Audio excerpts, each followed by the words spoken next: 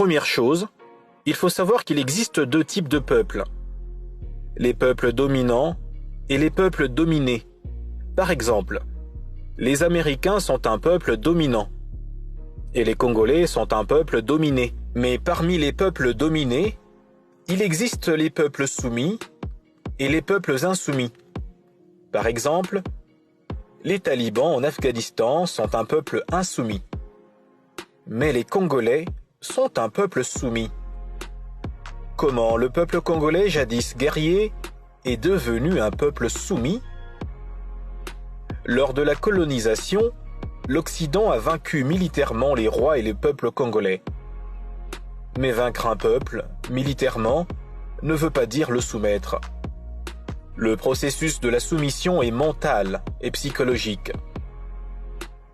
Après avoir vaincu les Congolais militairement, l'Occident les a soumis par trois choses: la religion, la culturation et le marché économique.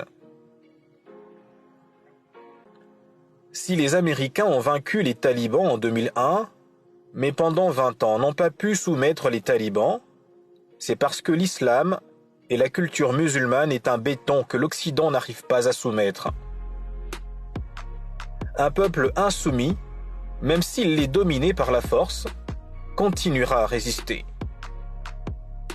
Comme les Vietnamiens ont résisté aux Américains, comme la Corée du Nord a résisté aux Américains, comme les talibans ont résisté aux Américains malgré la grande différence de force.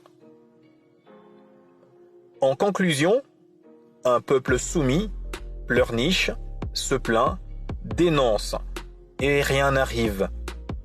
Mais un peuple insoumis se tait, s'unit et résiste jusqu'à vaincre ses ennemis.